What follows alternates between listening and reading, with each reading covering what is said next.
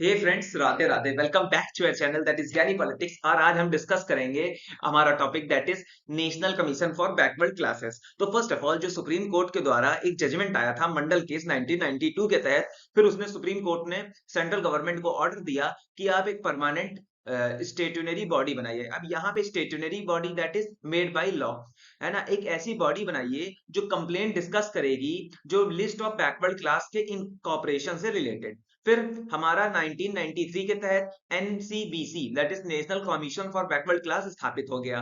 फिर later 102 amendment act of 2018 conferred a constitutional status. अब आगे चलकर 102 अमेंडमेंट एक्ट के तहत 2018 में एनसीबीसी को हमें कॉन्स्टिट्यूशनल स्टेटस भी दे दिया गया। The amendment inserted a new article. अब इसी के तहत कॉन्स्टिट्यूशन के अंदर एक नया आर्टिकल फॉर एनसीबीसी इंसर्ट किया गया, जिसे हम कहते हैं 338B। Hence the commission created a statutory body and became a constitutional body। फिर इस प्रकार से ये एक स्टेटनरी बॉडी से एक कॉन्स्टिट्यूशनल बॉडी बन गई। नेक्स्ट आता है what are the functions of this commission. तो first of all, to investigate and monitor all the matters related to the constitutional and other legal safeguard for social and educational backward classes.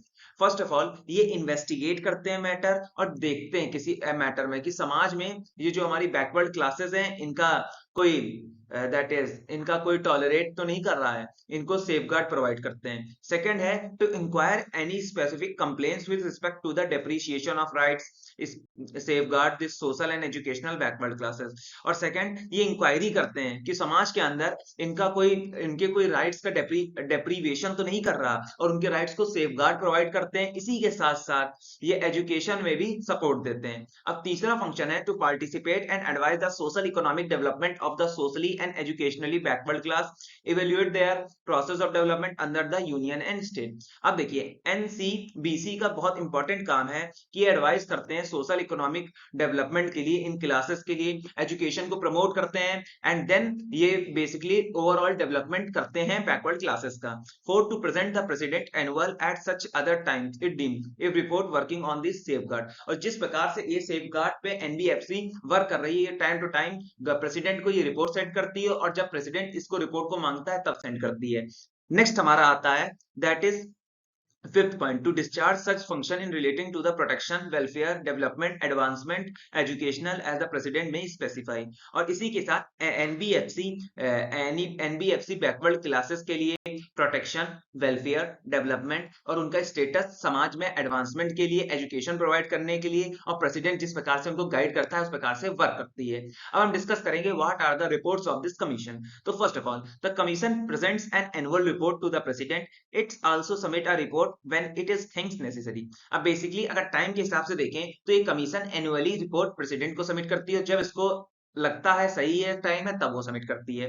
The president place all such report before the parliament along with the memorandum explaining the action taken by the recommendation made by it। अब basically ये president जो ये memorandum है, मतलब पूरे functions NBFC ने perform किए, इसको पार्लियामेंट के पास में रखता है, और ये भी बताता है इन्होंने क्या रिकमेंडेशन दी और एनबीएफसी ने किस प्रकार से उस पर परफॉर्म किया।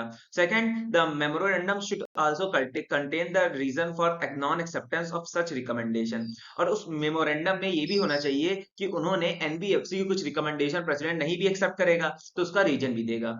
अब आता है the president also forward any report of the commission pertaining to the state government the government place it before the state legislature along with the memorandum explaining the action taken by the recommendation of this commission। First of all, ऐसी कोई भी report जो state government के हाथ में आती है, ये इसको प्रेसिडेंट के द्वारा स्टेट लेजिस्लेचर के हाथों फॉरवर्ड कर दी जाती है, और वो भी बताया जाता है मेमोरेंडम के अंदर कि क्या क्या रिकमेंडेशन इस कमीशन ने कहे हैं आपसे करने के लिए। नेक्स्ट आता है what are the powers of the commission. The commission is vested with the power to regulate its own procedure. और इनको अपने कार्य करने के लिए पूरी पावर होती है।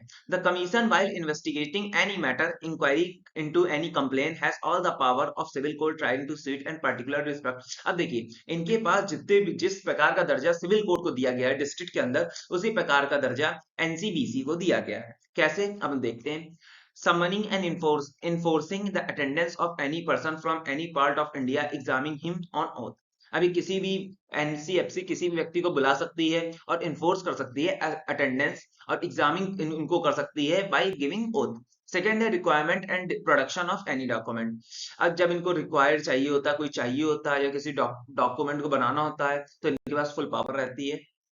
रिसीविंग एविडेंस ऑन एफिडेविट, और ये अपनी जो प्रोसीड्यूर होता है इसमें एविडेंस को as a form of affidavit submit करते हैं।